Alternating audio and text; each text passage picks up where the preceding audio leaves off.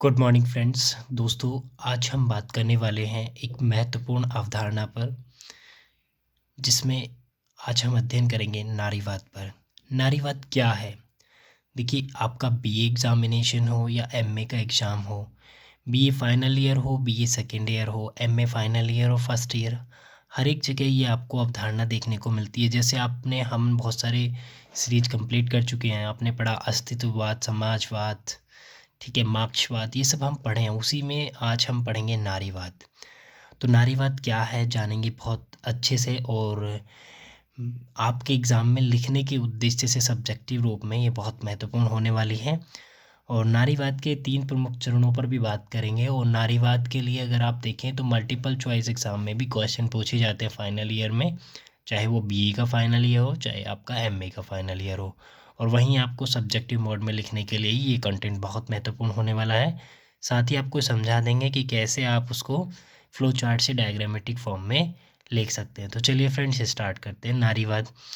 तो नारीवाद क्या है? यह एक अवधारणा के रूप में नारीवाद एक ऐसा विश्लेषण है। क्या है? नारीवाद एक अवधारणा के रूप में एक ऐसा विश्लेषण है जो यह बताता है कि महिलाओं के साथ क्यों तथा कैसे अत्याचार व उसका शोषण क्यों किया जाता है। मतलब आपका नारीवाद बेसिकली यह बताता है कि महिलाओं के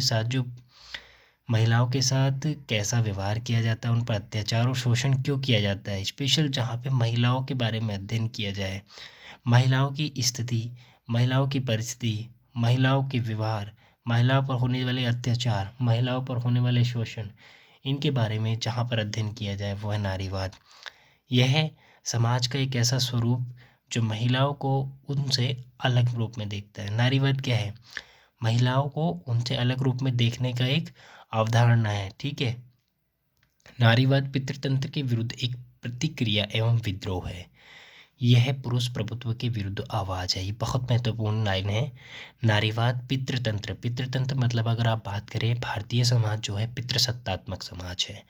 किसी भी समाज में नारी सत्तात्मक या मातृ सत्तात्मक अथवा पितृसत्तात्मक होने से तात्पर्य है कि वह समाज की जो संरचना है वो स्त्री प्रभुत्व पर बेस्ड है, आधारित है, या आपका पुरुष प्रभुत्व पर आधारित है। अगर हम भारतीय समाज की बात करें तो भारतीय समाज को आप देखेंगे, भारतीय समाज में पूर्व में अगर हम इतिहास में जाएं तो हमें कुछ चरणों के रूप में हमें मातृसत्तात्मक समाज देखने को मिलता है। यदि हम सातवाहन शासकों की बात करें इतिहास में जाकर के, तो सातवाहन शासक अपने नाम के आगे अपनी माता का नाम लगाते थे, तो जिससे साक्ष्य प्राप्त होता है कि भारतीय समाज कभी मातृसत्तात्मक समाज हुआ करता था, जहाँ नारी के प्रभुत्व की प्रधानता थी पुरुष प्रधानता के ऊपर। परंतु यदि वर्तमान समाज की संकल्पना के हिसाब से हम इसको देखें तो वर्तमान समाज में, वर्तमान भारतीय समाज पितृसत्तात्मक समाज है, जिसका आधार पुरुष है, ना कि महिला। यहाँ पर पुरुष को सर्वोच्च श्रेणी में देखा गया है और भारतीय समाज में महिला को द्वितीय दर्जा या द्वितीय दर्जा दिया जाता है। तो पितृ समाज जो है, भारतीय समाज जो पितृसत्तात्मक सोच है, महिलाओं को द्वितीय दर्जे पर या द्वितीय दर्जा जो दिया गया है समाज के अंदर, महिला घर से बाहर जाएंगी, उनकी सिक्योरिटी, उनकी सेफ्टी, हर तरीके से जो भारतीय समाज में महिलाओं को दूसरा दर्जा दिया गया है, उस दूसरे दर्जे के खिलाफ जो पितृतंत्र की जो सोच है ना, पुरुषवादी सोच, कि हर जगह पुरुष आगे रहेगा, पुरुष को केंद्रीय भूमिका मिलेगी, पुरुष के अधिकार सारे होंगे, महिलाओं पर पुरुष को प्रधानता होगी, महिला अधिकारों की तुलना में पुरुष अधिकारों को ज़्यादा मान्यता दी जाएगी। ठीक है। घर से बाहर जाना पुरुष के लिए आसान होगा, महिला के लिए आसान नहीं होगा। महिला अधिकारों की बात उस स्तर पर नहीं की जाएगी जिस स्तर पर पुरुष तंत्र की बात की जाएगी। पुरुष को समाज का आधार माना जाएगा, महिला को एक सहायक के रूप में देखा जाएगा, महिलाओं को गृहिणी के रूप में स्वीकार किया जाएगा, महिला घर तक सीमित है। इन सभी अवधारणाओं को तोड़ने के लिए नारीवाद की ये अवधारणा ने जन्म लिया। नारीवाद इसीलिए कहा गया है कि नारीवाद पितृतंत्र के विरुद्ध एक प्रतिक्रिया एवं विद्रोह है। यह पुरुष प्रभुत्व के विरुद्ध आवाज़ है। पुरुष प्रभुत्व वही बात है, मैंने भी बताया कि जैसे आपको अगर देखें तो हमारे केंद्र में, समाज में जो है पुरुष की प्रधानता है महिलाओं की अपेक्षाकृत। यहाँ पर नौकरी से लेके हर एक चीज़ में पुरुष प्रधानता है। ठीक है। अभी हाल ही में नारी वंदन शक्ति अधिनियम पारित करके वर्तमान सरकार ने यह सिद्ध कर दिया है कि महिलाओं को बराबरी का लक्ष्य लगभग लगभग दिए जाने की जो प्रगतिशीलता है वो आगे बढ़ रही है। ठीक है। अब नारीवाद के देखिए प्रमुख 3 चरण हैं। वैसे में तो आपको ये भी लिखना है, जितना मैंने अभी आपको समझाया है शॉर्ट नोट्स में आप इतना लिख दें, जहाँ पर आप जो भी नारी के बारे में समझते हैं, ठीक है? नारी की केंद्रीय भूमिका, नारी की शिक्षा, नारी अधिकार, नारी समानता, ठीक है? नारी के प्रभुत्व पर बल, ठीक है? इन सभी को आप नोट ज़रूर करें, और नोट किस रूप में करना हम एक क्वेश्चन के रूप में अभी आपको दिखा देते हैं।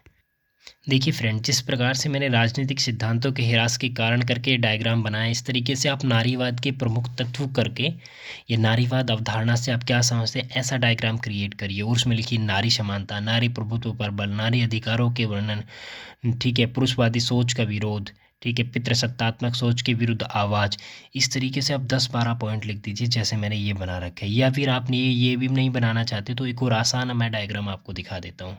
देखिए फ्रेंड, आप इस तरीके का डायग्राम भी दे सकते हैं। इनसे क्या है ना, आपके एग्जामिनर जो है ना बहुत तेज़ी से नंबर बढ़ा देते हैं, और बच्चों की तुलना में आपको बहुत बेहतर मार्क्स मिलते हैं। देखिए, राजनीतिक सिद्धांत के प्रोत्थान के कारण जैसे मैंने लिखे हैं, मार्क्सवाद, उदारवाद, नव मार्क्सवाद, व्यवहारवाद, राष्ट्रवाद, इतिहासवाद, अस्तित्ववाद, मानववाद, यथार्थवाद, व्यवहारवाद, समाजवाद।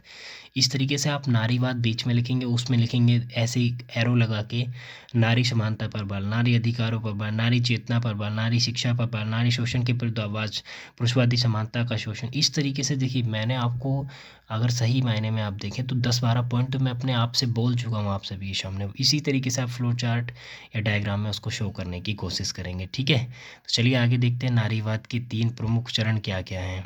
देखिए दोस्तों, नारीवाद के पहला चरण जो 1830 के आसपास आरंभ हुआ, और महिलाओं के लिए मताधिकार की मांग ये 1920 तक जो है 1920 तक प्राप्ति के उद्देश्य से की गई थी। दूसरा चरण जो 1920 के 40 वर्ष बाद दूसरा चरण प्रारंभ हुआ, पुरुषों के साथ साथ महिला समानता पर इसमें जोर दिया गया। इसमें समान कार्य का वेतन, समान समान कार्य समान वेतन, गर्भपात की अनुमति। अगर देखिए हमारा भारतीय संविधान के आधार पर बात करें, तो भारतीय संविधान का आर्टिकल 39 और 38 में देखें तो समान कार्य के लिए समान वेतन पर बल दिया गया है, ठीक है? और कार्य करने की मानवोचित एवं न्यायसंगत दशा में प्रसूति संबंधी प्रावधान हमारे आर्टिकल 42 में दिया गया है, 42, ठीक है? 41 काम पाने का अधिकार है, और 42 वो वाला है जो मैंने आपको बताया, मतलब कार्य करने की मानवोचित और न्याय संगत दशा में प्रसूति संबंधी प्रावधान, ठीक है? तीसरा चरण जो 1980 व 1990 के दशक में स्टार्ट हुआ, इसमें नारी स्वतंत्रता की पहचान की मांग की गई, ठीक है फ्रेंड्स? तो ये थे 3 प्रमुख चरण। पहला 1830 में चला, फिर 40 वर्ष तक चला, फिर 1920 में दूसरा शुरू हुआ, और 1980 में 80 से 90 के बीच तीसरा। पहले में क्या किया गया, महिलाओं के अधिकारों की मांग की गई। दूसरे में पुरुषों के और महिला अधिकारों की समानता पर जोर दिया गया, और तीसरे चरण में नारियों की स्वतंत्रता की पहचान की मांग की। तो फ्रेंड्स, इस प्रकार ये नारीवाद 8 से 10 मिनट में हमने पूरी अवधारणा आपके सामने रखी है। उम्मीद है आपको पसंद आया होगा, और हमारा उद्देश्य सिर्फ इतना है कि आप यहाँ पर बड़े बड़े क्लास 15-20 मिनट की क्लास ना करें। सिर्फ आप ये समझें कि एक्चुअल में नारीवाद है क्या, और समझने के बाद आप फ्लो चार्ट्स डायग्राम में उसको नोट करें और बहुत फास्टली लिख दें उसको। देखिए, इतनी अवधारणा मैंने आपको बताई है ना, नारीवाद का फ्लो चार्ट जिस तरीके से समझा है, इस तरीके से बनाने के बाद उनको एक एक को थोड़ा थोड़ा खोल दीजिए, ठीक है? हेडिंग लिखेंगे, पहला हेडिंग 5 लाइन लिख दीजिए अपने पास से, 6 लाइन लिख दीजिए। साथ में आप करंट से अपडेट करिए अपने क्वेश्चन को। अगर नारीवाद लिख रहे हैं तो नारी के अधिकारों के प्रति क्या क्या हाल ही में कदम उठाए गए भारत सरकार द्वारा, या वैश्विक स्तर पर क्या कदम उठाए गए, उन सभी को भी नोट करिए। इससे क्या आपके एग्ज़ाम, ये ज़रूरी नहीं है, देखिए हम, आप कभी समझे कि चौधरी चरण सिंह विश्वविद्यालय के परीक्षाओं को केंद्र में रख के ये वीडियो बनाया गया है, नहीं। जितने भी केंद्रीय विश्वविद्यालय हों या राज्य विश्वविद्यालय हों भारत के, ठीक है, सेंट्रल यूनिवर्सिटी या स्टेट यूनिवर्सिटी, सभी में ये टॉपिक नारीवाद आपको मिलेगा। तो हर एक सेंट्रल यूनिवर्सिटी के हिसाब से इस वीडियो को हमने क्रिएट किया है, और सब्जेक्टिव मोड में लिखने के लिए ज़्यादा महत्वपूर्ण आपको यहाँ पे इन्फॉर्मेशन मिलने वाली है। और अगर आप सोचें ऑप्शनल के लिए, तो केवल यहाँ पे चरण आपको याद रखने, 3 प्रमुख चरण, कब से क्या क्या और किस चरण में किस चीज़ पर बल दिया गया।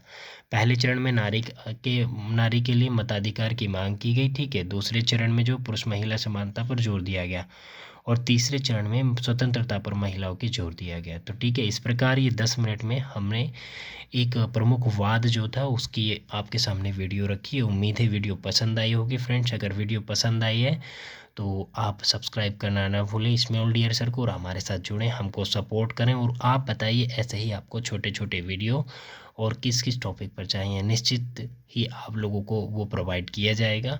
बिकॉज़ हम मानते हैं कि हमारे द्वारा किया गया आपके लिए कार्य सर्वोचित होगा, क्योंकि हम आपकी परीक्षा की दृष्टि से ही इन वीडियो को ध्यान में रखकर बना रहे हैं, क्योंकि हमारे पास भी बहुत वक्त नहीं और आपके पास भी, और हम चाहते हैं कि आप ज़्यादा बड़ी बड़ी लेंदी वीडियो में ना फंसें और बहुत छोटी वीडियो में अपनी अवधारणा को समझें और काम ख़त्म करें। ठीक है, इसके बाद हम अस्तित्ववाद पर चर्चा करेंगे। और तो उस नेक्स्ट वीडियो के लिए आप हमारे चैनल को सब्सक्राइब करें, बेल नोटिफिकेशन को ऑन करें, अपने सभी साथियों तक जो ह्यूमैनिटी से पढ़ रहे हैं, एमए कर रहे हैं, बीए कर रहे हैं, उन तक ये वीडियो पहुंचा दें। Thank you so much, take care.